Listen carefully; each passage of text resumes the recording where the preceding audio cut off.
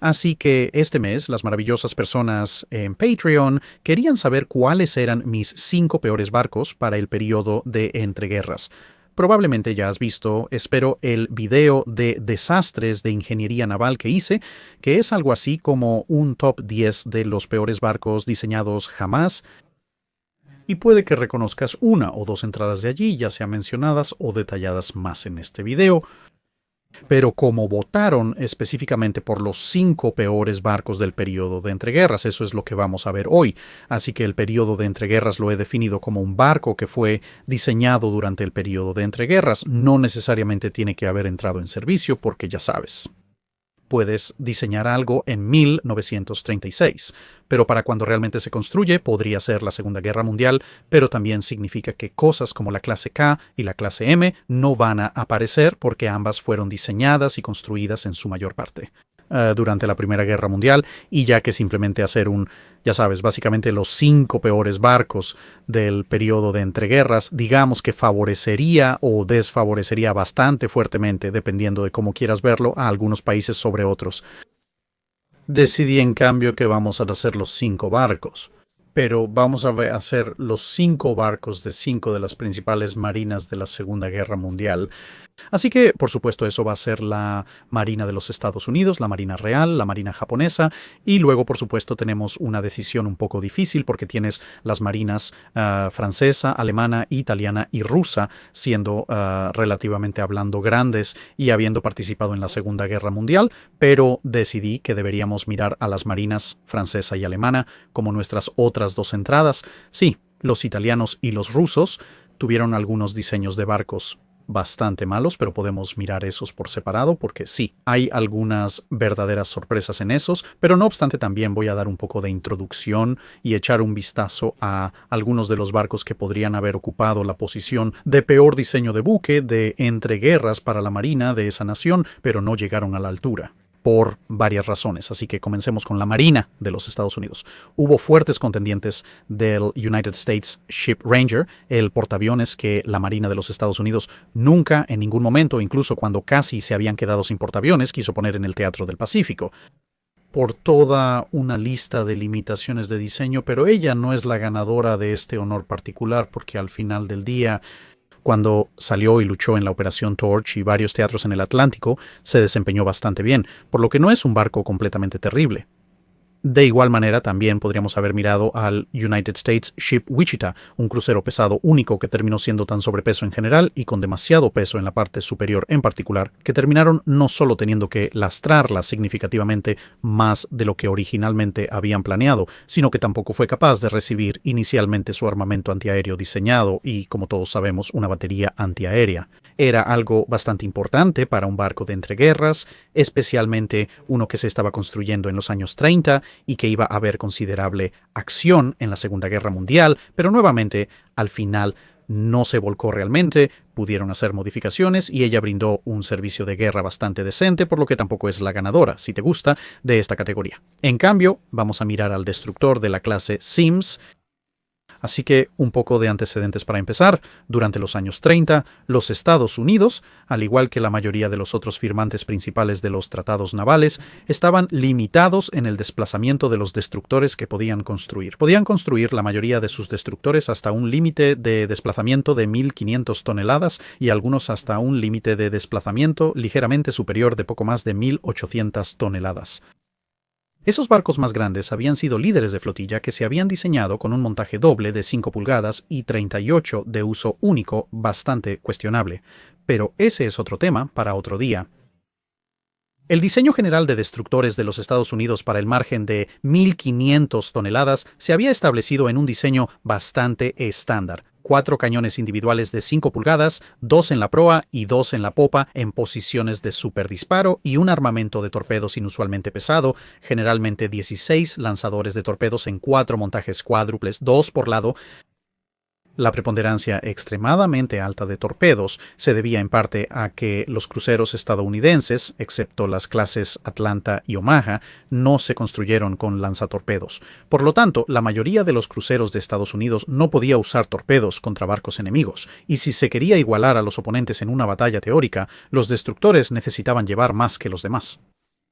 Sin embargo, en general, los lanzadores de torpedos pesaban un poco menos que un sistema de montaje de armas, porque aunque tenías 4 torpedos en 4 lanzadores y todos estaban en la cubierta, el lanzador en sí se situaba un poco más bajo que las armas, especialmente un arma de super disparo, y por lo tanto contribuía un poco menos a los problemas de estabilidad. Además, por supuesto, no tenías que tener la revista, los montacargas y todas las conchas asociadas almacenadas en el barco, aunque estaban más abajo. Eso obviamente sumaba una buena cantidad de masa, y una vez que lanzabas esos torpedos, bueno, eso era la mayor parte del peso desaparecido. Pero cuando se trataba de la clase Sims, las cosas habían cambiado un poco. Técnicamente hablando, los Estados Unidos ya no estaban limitados por el límite de desplazamiento de 1.500 toneladas, pero intentaron tener su pastel y comérselo también. Se decidió aumentar el armamento principal de 4 cañones individuales de 5 pulgadas a 5 cañones individuales de 5 pulgadas, y esta nueva arma y un arma de mediados de barco se montaría aproximadamente al mismo nivel que los superdisparos para y después de las torretas, por lo que habría un impacto bastante significativo en la estabilidad como resultado de que se produjera. Parcialmente para compensar esto y parcialmente por razones de eficiencia, uno de los lanzadores de torpedos cuádruples fue eliminado y otro fue trasladado a la línea central.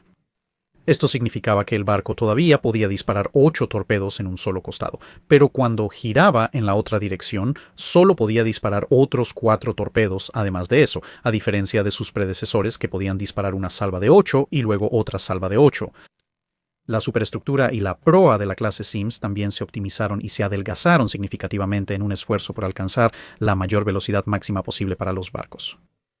Podrías pensar que para una clase sin limitaciones de desplazamiento esta es una brillante idea.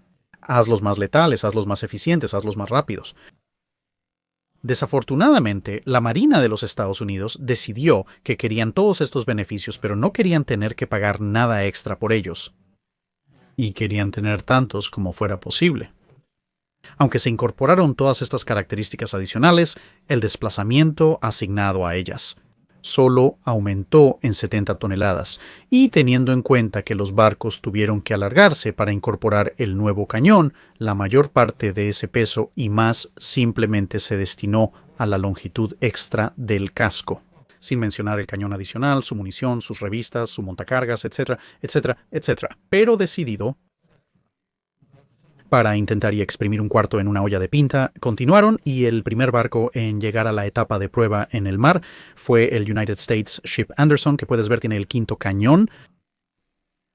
Desafortunadamente, resultó que los resultados de estos cambios de diseño eran ahora que el barco era hilarantemente inestable hasta el punto de ser un peligro activo para su tripulación, incluso en mares moderados y mucho menos en mares pesados, y el Anderson tuvo que ser llamado rápidamente de vuelta al muelle para hacerle una serie de cambios para mantenerlo en posición vertical.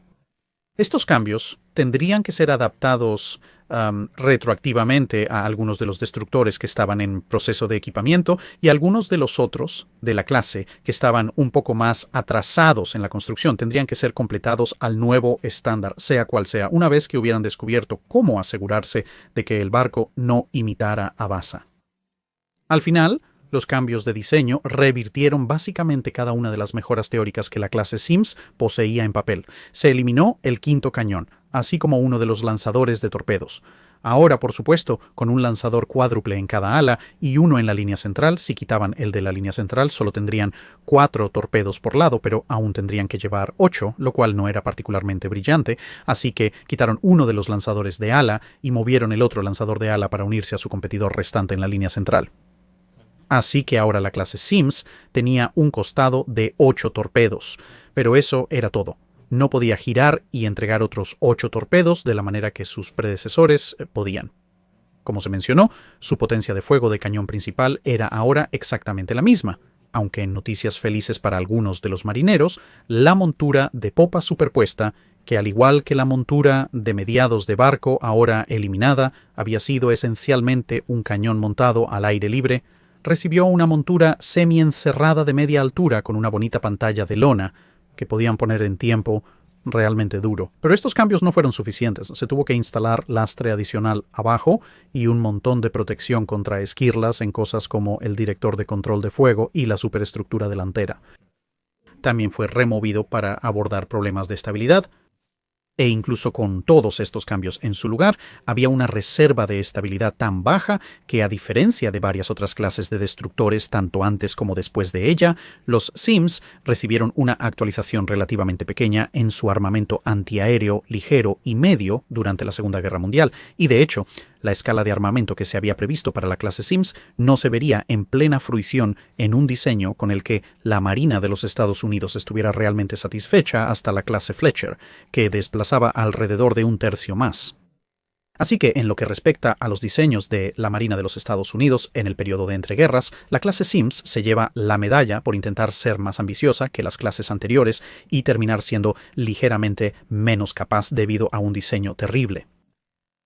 Ahora veremos la Marina francesa. Una vez más, tuvimos algunos contendientes.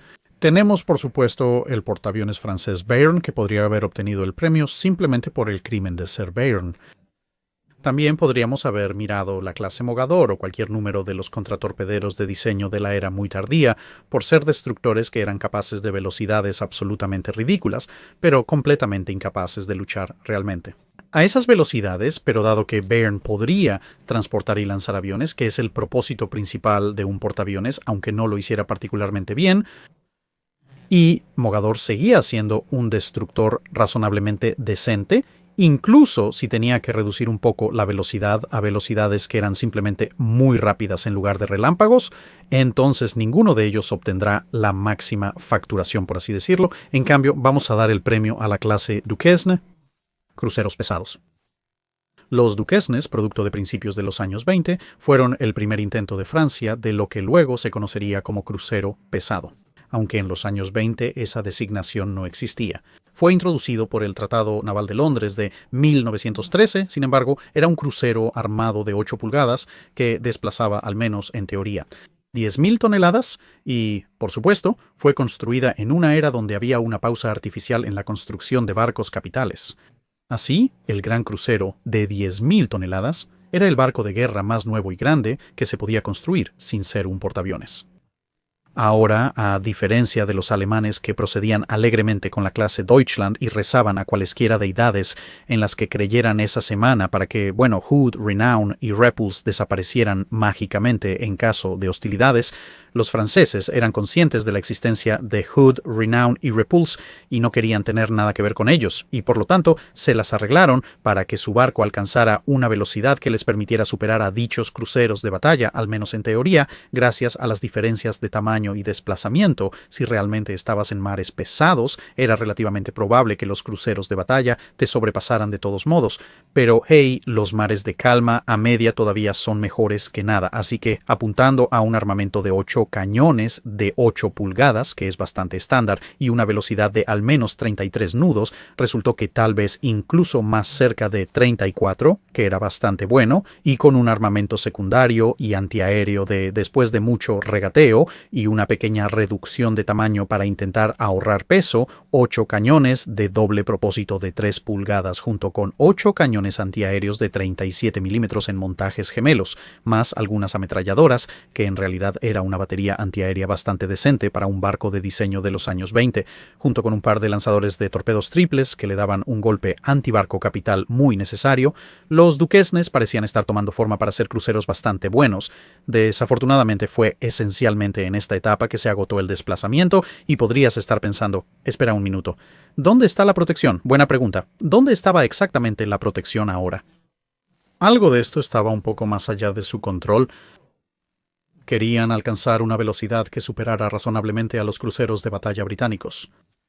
Pero gracias a las deprivaciones y devastación industrial que había golpeado a Francia como resultado de la Primera Guerra Mundial, la tecnología del acero de Francia, que había sido, si recuerdas, líder mundial en los años 1870 y 1880, ahora estaba realmente muy por detrás de la curva de todos los demás.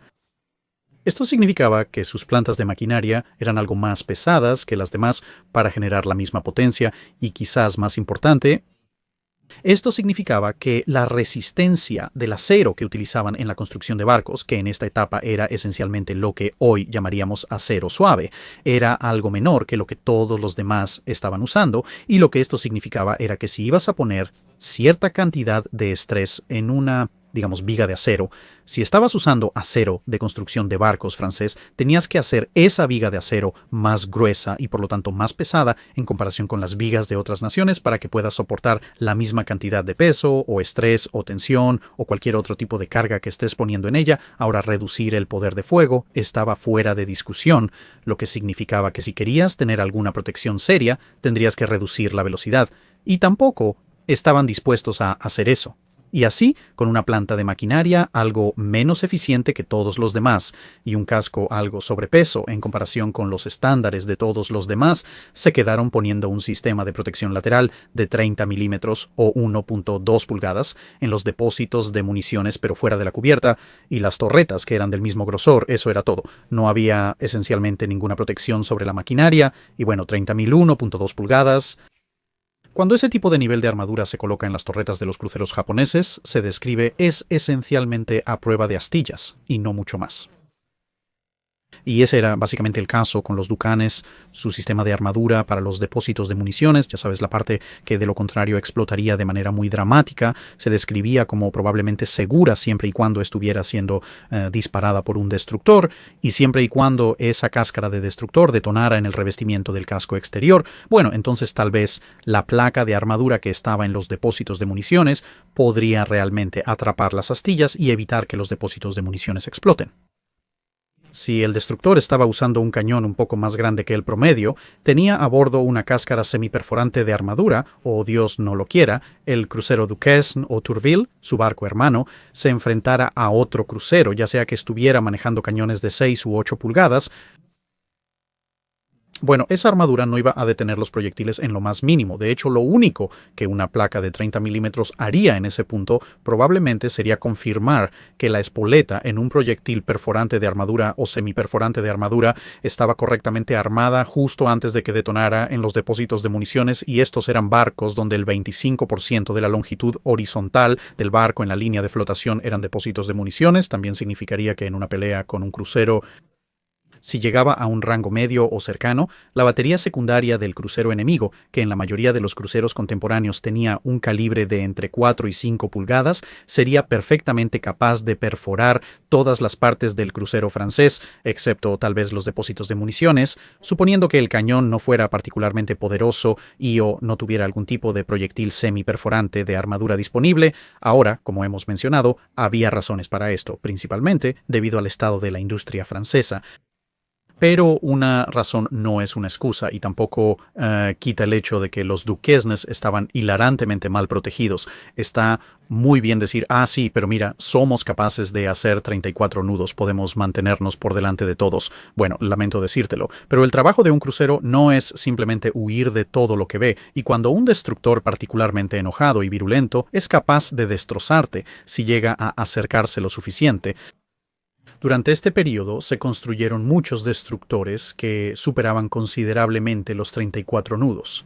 Lamentablemente, los Duquesnes solo podían actuar como exploradores grandes y excesivamente glorificados, algo que los contratorpilleros franceses hacían mucho mejor.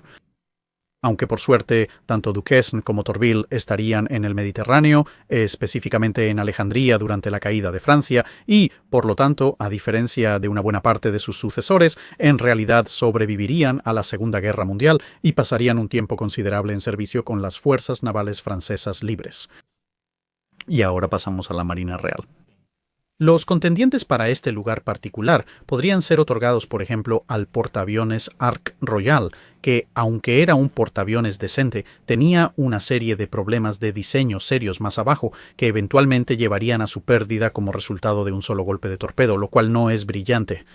La clase Arid User por ser versiones de presupuesto de la versión de presupuesto, y luego tener a los argentinos que vienen y ordenan lo que esencialmente era una versión mucho mejor de ellos. Pero a pesar de ambas limitaciones, Ark Royal tuvo una carrera de servicio relativamente decente hasta dicho desafortunado torpedo, y en realidad demostró ser uno de los portaaviones más capaces y útiles del periodo de guerra temprano. Y la clase Arethusa, aunque no exactamente bendecida con mucho poder de fuego, ciertamente superó las expectativas en los teatros del Mediterráneo y del Pacífico. Y así, mi premio al peor diseño de barco de la Marina Real en el periodo de entreguerras se lo lleva la clase York.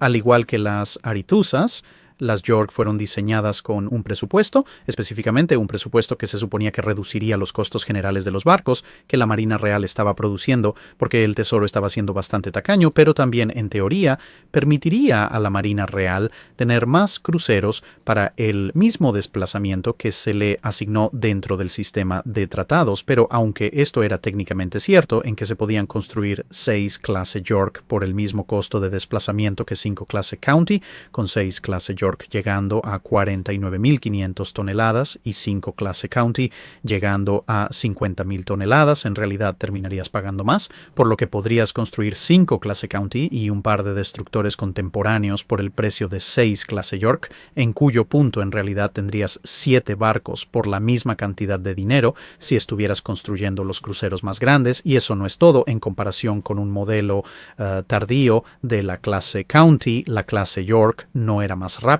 no estaba realmente mejor protegida, y una vez que los condados habían tenido sus reformas, entonces los condados estaban realmente mejor protegidos, y por supuesto los condados llevaban una extra de 2 cañones de 8 pulgadas en comparación con la clase York.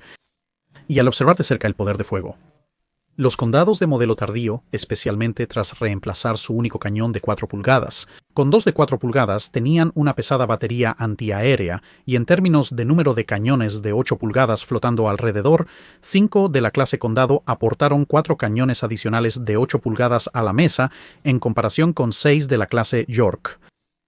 Y lo mismo ocurrió con la mano de obra. Si querías ese sexto casco, tendrías que reclutar a 370 hombres adicionales para la Marina en comparación con los números que necesitabas para tripular tus 5 condados. Así que al final lo único que tenías eran tus 6 de la clase York. En teoría, te daría sobre 5 condados, era que en teoría tendrías un casco adicional que podría estar en un lugar adicional. Al mismo tiempo, todo lo demás era más caro. Pero luego, por supuesto, si tenías tu casco adicional, el simple hecho era que 6 cañones de 8 pulgadas eran lamentablemente inadecuados para la era del crucero pesado moderno, que es la era de la clase York. Estaba entrando, 8 cañones era una especie de precio mínimo de entrada, y un número considerable de cruceros pesados tenían 9. De los japoneses, incluso 10 cañones de 8 pulgadas, por lo que una clase York con solo 6 enfrentándose a algo estaría en una desventaja significativa. El casco más compacto también implicaba menor capacidad para absorber daño. Esto se evidenció en la pérdida de 3 miembros de la clase County durante la guerra. 2 de ellos se perdieron por devastadores ataques aéreos de portaaviones japoneses durante la incursión en el Océano Índico. Esos fueron Cornwall y Dorsetshire, y por supuesto el Her Majesty's Australian Ship Canberra fue hundido a corta distancia por el fuego masivo de toda una división de cruceros japoneses, en comparación con York y Exeter, donde York fue hundido tras pequeños ataques aéreos aquí y allá, además de un ataque por barcos Mars italianos, que estaban equipados como armas kamikaze esencialmente, pero con la opción de que el piloto se eyectara primero. Y Exeter, aunque logró salir raspado de su enfrentamiento con Graf Spee, luego fue hundido en una acción de superficie de largo alcance por considerablemente menos potencia de fuego de la que se dirigió al Canberra. Esto sucedió mientras estaba asignada al comando American, British, Dutch, Australian. Se podría argumentar que la mayoría de los cruceros pesados de 10.000 toneladas que cumplen con el tratado habrían tenido un rendimiento mejor contra el Graf Spee que el Exeter, sin reducir los logros de su tripulación en ese enfrentamiento. Dado que solo se construyeron York y Exeter, los británicos nunca obtuvieron ese sexto casco adicional. Así que al final, los Yorks son simplemente una plataforma menos capaz en todos los aspectos, excepto por un ligero aumento en presencia, con la advertencia de que ese aumento en presencia es significativamente menos capaz de hacer algo cuando llega al combate real, y ni siquiera esta ventaja marginal cuestionable se realizó con su construcción, por lo que la clase York prácticamente tiene que llevarse el premio para mí, para la Royal Navy, porque son un grupo de barcos completamente innecesario. Y para ser perfectamente franco, si los británicos hubieran construido York y Exeter como otro par de condados, probablemente habrían obtenido mucho más uso de ellos, y eso nos lleva a los alemanes. Ahora sé lo que algunos de ustedes podrían estar esperando. ¿Vamos a ver a Bismarck? No, pero Bismarck estaba en mis 3 primeros contendientes para este lugar en particular. Así que sí, Bismarck no es exactamente el diseño más eficiente del mundo en lo más mínimo, definitivamente una batería secundaria algo comprometida. Y bueno, los argumentos sobre su esquema de armadura van y vienen entre varias personas, como probablemente sabes si has visto este canal durante un tiempo. En particular, no soy un fanático de ello. Y es, como mencioné aquí, horrendamente ineficiente y con sobrepeso, pero a pesar de todo, todavía podría enfrentarse razonablemente a 35.000 acorazados sin tratar, por lo que no es un diseño terrible, es solo uno malo. Entonces podrías estar pensando, bueno, Drac, entonces sé a qué vas a ir después. Los Knigsbergs, los envoltorios de papel de aluminio de la Kreisarena, bueno, serían los otros en la lista de selección, pero mientras que sí, los Knigsbergs no son los mejores diseños del mundo, son muy frágiles y terminan hundiéndose a un ritmo bastante alto. En realidad no son los peores diseños de la Kreisarena, al menos en mi opinión. El peor diseño de barco alemán de entreguerras, porque los Königsbergs al menos tienen la excusa de intentar cumplir con los límites del Tratado de Versalles. Es el destructor del tipo 1934. Eso no quiere decir que algunos de los otros diseños de destructores alemanes no fueran bastante malos, porque lo eran, pero el tipo 1934 realmente se lleva la palma, porque fue diseñado por la Kriegsmarine en un periodo en el que la Kriegsmarine había decidido que no iba a acatar ningún tipo de límites o restricciones de tratados. Así que recuerdas la clase Sims de antes, donde no podían hacer funcionar 5 cañones de 5 pulgadas y 12 torpedos en 1.500 toneladas o 1.570 toneladas. Sorprendentemente, lograron hacer funcionar 5 cañones de 5 pulgadas y 10 torpedos en aproximadamente 2.100 toneladas con la clase Fletcher, y la clase Fletcher, como he dicho antes, tiene mucha estabilidad restante, fue un diseño excelente e increíblemente adaptable para el resto de la Segunda Guerra Mundial. Tipo 1934S. Así que hagamos una comparación, ¿de acuerdo? El desplazamiento estándar para un tipo 1934 construido era de poco más de 2.200 toneladas, en comparación con las 2.050-2.100 toneladas de una clase Fletcher. Por lo tanto, el tipo 1934 es de 100 a 150 toneladas más pesado en desplazamiento estándar en comparación con un Fletcher. Ok, entonces esperarías que el tipo 1934 sea quizás un poco más capaz. Es más rápido. Aunque en servicio práctico ambas clases hacen entre 34 y 36 nudos en pruebas, ambas clases demuestran ser capaces de hasta unos 38 nudos, por lo que esas 150 toneladas extra no te han comprado más velocidad. ¿Está mejor protegido? No, el Fletcher está realmente mejor protegido porque tiene una placa a prueba de astillas bastante extensa en sus lados, lo cual el destructor alemán no tiene. Está mejor armado. Bueno, ambos han logrado tener 5 cañones de 5 pulgadas, así que supongo que eso es bueno, excepto que la clase Fletcher tiene el cañón de 5 pulgadas 38, que es un arma de doble propósito que le permite usarlo en defensa antiaérea. Y el alemán de 127 milímetros SKC-34 no lo es solo para acción en superficie. ¿Qué pasa con el armamento antiaéreo?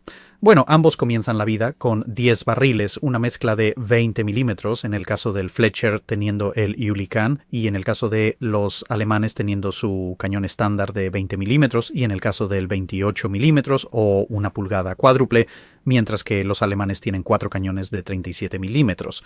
Bueno, está bien, el piano de Chicago, la pulgada cuádruple, no es exactamente el mejor cañón antiaéreo del mundo, ni mucho menos.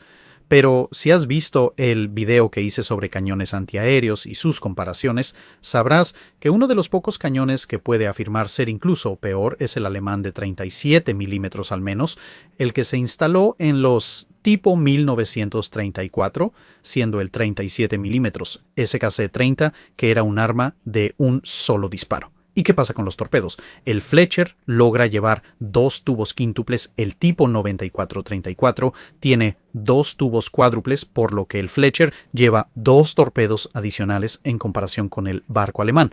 Supongo que podría señalar que los torpedos alemanes de lanzamiento en superficie tendían a funcionar un poco mejor que los americanos, al menos en la primera parte de la guerra, pero eso es un problema con el torpedo en sí.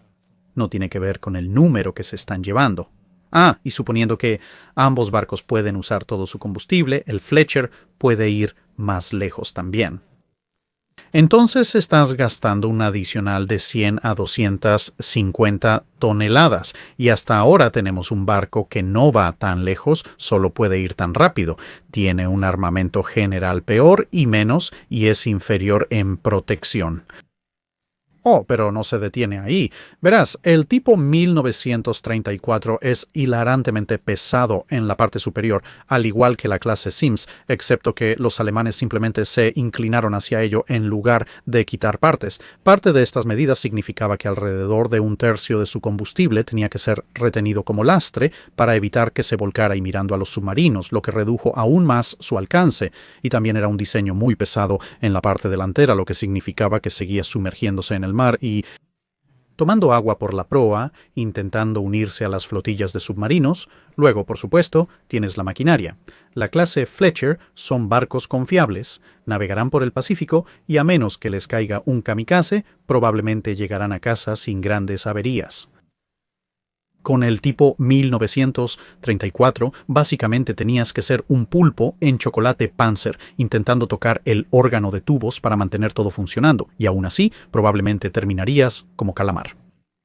La mayor amenaza para el progreso de un destructor del tipo 1934, cuando no estaba en combate, usualmente era su propia planta de máquinas, por lo tanto, probablemente sea algo de misericordia que de los 4 barcos construidos, 3 de ellos estaban en el locker de Davy Jones antes de que los primeros 6 meses de lucha real hubieran terminado. El único tipo restante 1934, el Z4 Richard Beitzen, de alguna manera logró sobrevivir a la guerra, siendo su punto más alto un escolta auxiliar durante la carrera del canal, pero algo compensado por ser también uno de los destructores presentes en la batalla del mar de Barents, también conocida como la batalla en la que la Kriegsmarine lo hizo tan mal que Hitler intentó desmantelar todo el contingente de servicio de la Kriegsmarine. El barco encalló 2 veces, fue bombardeado, y cuando finalmente se dividió como premio de guerra, los aliados no pudieron usarlo como unidad de prueba de bomba atómica. Los británicos la obtuvieron como botín de guerra y básicamente solo la miraron un poco. Antes de decidir desguazarla, los destructores del tipo 1934... ¿Cómo no construir un destructor grande? Y ahora llegamos a nuestra última nación, los japoneses. Bueno, teníamos contendientes aquí. Déjame decirte que teníamos el Rujo, el único portaaviones que estaba en la lista por intentar ser una laguna. Portaaviones que podría, ya sabes, estar por debajo de las 10.000 toneladas.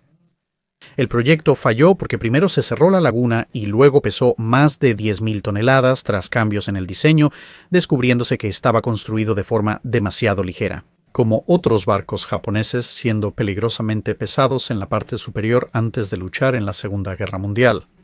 Descubriendo que podía llevar muy pocos aviones en comparación con lo que se suponía que debía poder hacer. Principalmente gracias a tener un ascensor que era demasiado pequeño y que luego fue hundido de manera bastante ignominiosa por un puñado relativo de aviones de la Marina de los Estados Unidos. Pero, oye, todavía era un portaaviones, muy parecido a Byrne, que funcionaba como un portaaviones capaz de lanzar aviones de ataque modernos, incluso si no había muchos de ellos, por lo que no ocupó el primer lugar. Luego tienes la clase Megami, que es una de las muy pocas clases de barcos en toda la historia naval, que en realidad obtuvo una proporción de bajas negativa cuando se trata de combate activo. Es decir, en combate activo con barcos de guerra enemigos en las cercanías. Los Megamis lograron hundir más de su propio bando que del enemigo. Eso incluye a Megami, siendo directamente responsable de la pérdida de su barco hermano Mikuma durante la batalla de Midway.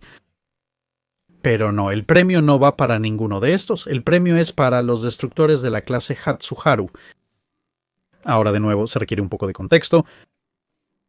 A finales de los 1920, los japoneses habían lanzado los destructores de la clase Fubuki, que pesaban alrededor de 1.750 toneladas de desplazamiento estándar y en muchos círculos se consideran los primeros destructores modernos del periodo de entreguerras. Son uno de los primeros, si no los primeros, en romper con la idea de las 4 armas individuales como armamento principal.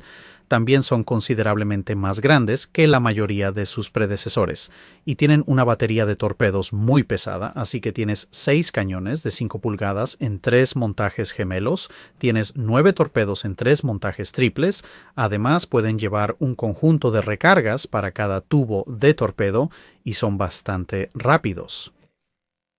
Son embarcaciones muy capaces. Desafortunadamente, al igual que Rugio, provocaron un cambio en el sistema de tratado naval. Así que una vez que se hicieron los cambios como resultado de la aparición de estos nuevos superdestructores, es por eso que terminas con la clase Sims teniendo que obedecer una restricción de peso de 1.500 toneladas, porque todos miraron a los Fabukis y dijeron, no estoy seguro de que queramos que esta tendencia continúe. Los japoneses firmaron el Tratado Naval de Londres porque todavía estaban tratando de apegarse a ese tipo de punto en ese momento. Y bueno, alguien miró a los Fabukis y dijo, sí, este es un barco muy capaz. No obstante, el tratado ahora limita la mayoría de nuestros destructores a 1.500 toneladas. Sé que exigiremos que alguien nos construya un barco que tenga la misma velocidad, con la misma potencia de fuego, la misma protección, la misma cantidad de todo como un Fabuki, pero ahora deberás adaptarlo a un destructor que es 250 toneladas más ligero y teniendo en cuenta que estamos hablando de destructores donde en comparación con un desplazamiento estándar total de 1.500 toneladas, 250 toneladas es una sexta parte de ese desplazamiento total. O, en términos generales, la diferencia en desplazamiento proporcionalmente entre un acorazado realmente conforme al tratado y el Bismarck, excepto, por supuesto, en este caso vamos en la otra dirección. Esto llevó a los arquitectos navales japoneses más allá de sus límites, y ten en cuenta que estos son los mismos arquitectos que idearon varios cruceros que, cuando se dieron sus desplazamientos oficiales, hicieron que un ingeniero naval británico muy experimentado dijera que o están construyendo sus barcos de cartón o están mintiendo, y resulta que estaban haciendo un poco de ambas cosas. Mencioné que se suponía que los Hatsuharus debían incorporar 2 avances significativos que se habían hecho durante la construcción de la clase Fabuki, razón por la cual a veces la clase Fabuki se divide en 3 subclases, a saber, baterías principales capaces de propósitos duales antiaéreos y los montajes de torpedos blindados en lugar de los montajes de torpedos abiertos y las baterías principales de un solo uso que caracterizan a los primeros Fabukis, porque sí, esperan adaptar esos también. Como resultado, al igual que la clase Sims cuando fueron lanzados, los Hatsuharus resultaron ser hilarantemente inestables y también en este caso bastante estructuralmente débiles. Después del notorio incidente de la Cuarta Flota, tuvieron que ser llamados de vuelta al muelle y se tuvieron que hacer una serie de cambios. Ahora, como mencioné antes, este diseño llevó a los diseñadores japoneses más allá de sus límites, por lo que se construyeron con 2 montajes de armas gemelas y un montaje de arma única para la batería principal, teniendo un arma menos en comparación con los Fabukis. Pero una vez que los problemas se hicieron muy claros, tuvieron que trasladar ese montaje de arma única y muy poco después de que se declaró la guerra en la Segunda Guerra Mundial, terminaron quitándolo por completo. Partes significativas de la superestructura fueron cortadas o bajadas. La armadura, a prueba de fragmentos, que era una característica de la superestructura delantera, tuvo que ser removida. Se tuvo que remover uno de los lanzatorpedos triples. El casco tuvo que ser reforzado. Varias partes de maquinaria pesada tuvieron que ser bajadas ya sea a un piso o en el caso de las chimeneas simplemente ser acortadas y así, para cuando terminaron con ellas, se parecían bastante, al menos en términos de estadísticas en papel, sino necesariamente en términos de apariencia y disposición de armas, prácticamente a lo que se había convertido la clase Sims, 4 cañones de 5 pulgadas como batería principal con uso de doble propósito. Aunque los Hatsuharus usaban 2 gemelos en lugar de 4 individuales. Aunque los 6 tubos de torpedos podrían parecer una ligera degradación en comparación con los 8 que podrías encontrar en los Sims, recuerda que estos eran 6 lanzas largas de 24 pulgadas, no 8 Mark 15 de 21 pulgadas. Algunos cambios en la forma del casco submarino y los timones redujeron ligeramente la velocidad. De hecho, una vez que se hicieron todos los cambios, no hubo una gran mejora en los Hatsuharus en comparación con los Mutsukis, que todavía eran un par de cientos de toneladas más ligeros, que eran los predecesores de la clase Fubuki. Bueno, hay que admitir que los cañones de los Hatsuharu eran 7 milímetros más grandes y podían usarse en un papel antiaéreo, lo cual los Mutsukis no podían hacer, pero eso es bastante para pagar por un desplazamiento de 150 a 200 toneladas más. Toda la clase de barcos Hatsuharu se perdió durante la Segunda Guerra Mundial, aunque no se les puede culpar en particular, ya que muchas otras clases japonesas también terminaron como pérdidas totales en ese conflicto. Así que tal vez ese detalle no es exactamente el golpe en contra de ellos, que todo lo demás es. Y ahí lo tienen, damas y caballeros, mis elecciones para 5 de los peores diseños de barcos del período de entreguerras, vistos a través de las lentes de elegir uno para las marinas británica, americana, japonesa, alemana y francesa. Si tienen otras nominaciones de esas marinas, o quizás les gustaría proponer ideas para la marina rusa, o la marina italiana, o una de las otras marinas más pequeñas, entonces no duden en hacerlo en los comentarios a continuación. Espero que hayan encontrado esto interesante y que crean que hay alguna característica redentora en mis 5 nominaciones seleccionadas. Por favor, háganoslo saber porque la opinión siempre variará. Gracias por escuchar. Adiós.